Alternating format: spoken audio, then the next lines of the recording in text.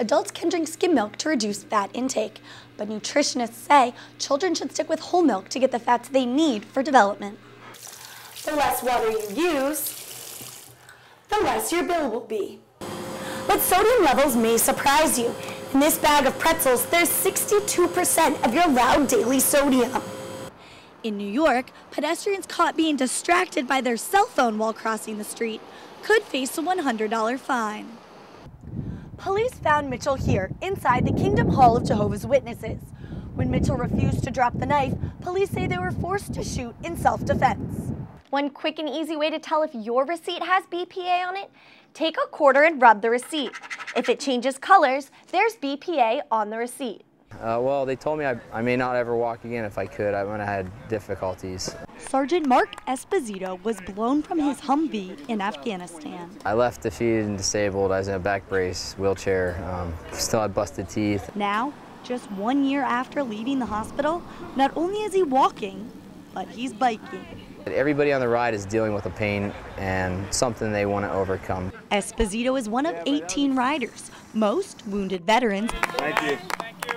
Biking across the country with the Sea to Shining Sea bike ride. Hey, Frosty. There you go. They started in San Francisco nearly 2 months ago, and today are making their way through Washington. It's hard. It's hard for people who are able-bodied, and it's unimaginable when you think of the pain these other men and women are going through with their injuries. Oh, my stump fits just real nice right there. These wounded warriors have come farther than the 4,000 miles they are biking. I went through Ellisburg, but I only went about 9 miles and my arms gave out. But he didn't give up, and that's the point. You can overcome those things and do whatever you want, whatever you can set your mind to, you can accomplish.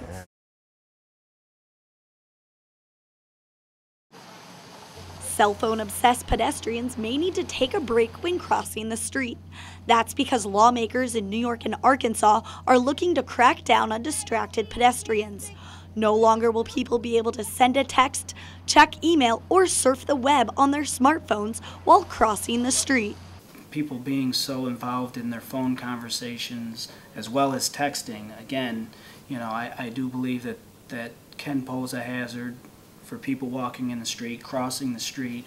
Right now, the proposed legislation only applies to cities with 1 million or more people in it. But police officer Lonnie Dotson says distracted pedestrians is a serious problem here in central New York because people neglect standard road safety, like looking both ways before crossing the street. Pedestrians do have the right of way, but you have to remember, they still have to follow the pedestrian signals at the intersection.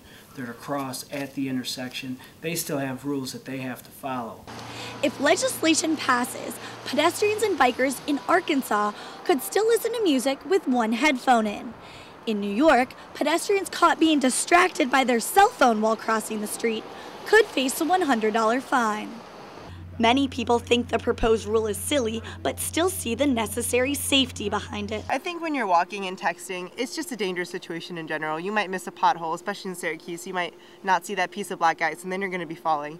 I think any text message can wait, any email can wait 5 minutes. This a danger to your health? I'm about to throw this away. According to the Environmental Working Group, sales receipts may be exposing you to a toxic chemical. BPA has been linked to obesity, cancer, diabetes, neurological development concerns, reproductive toxicity concerns, a whole array of diseases that obviously people aren't interested in having. Bisphenol A, or BPA, first sparked concern in plastic baby bottles. Now it has been found as a coating on thermal receipt paper. It's one other unnecessary form of exposure to the American public. The EWG found BPA on receipts from places you may visit every day: McDonald's, CVS, Safeway, even the U.S. Post Office. About 40% of the receipts we tested had BPA in them. One quick and easy way to tell if your receipt has BPA on it: take a quarter and rub the receipt. If it changes colors, there's BPA on the receipt. Steve Henches of the American Chemistry Council says BPA can rub off from receipts onto your hands. Only very little BPA can transfer from a thermal paper, from a receipt onto skin. But he says the science doesn't show it is harmful levels of exposure. Even for retail workers, their exposure level is still 1,000 times below that safe intake level set in Europe. The U.S. Food and Drug Administration is currently studying BPA.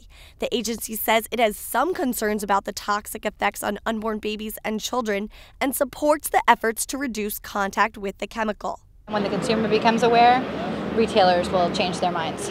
Not all retailers use BPA-coated paper. The EWJ hopes others will follow this lead. Melanie, Kendall, Fox 5 News.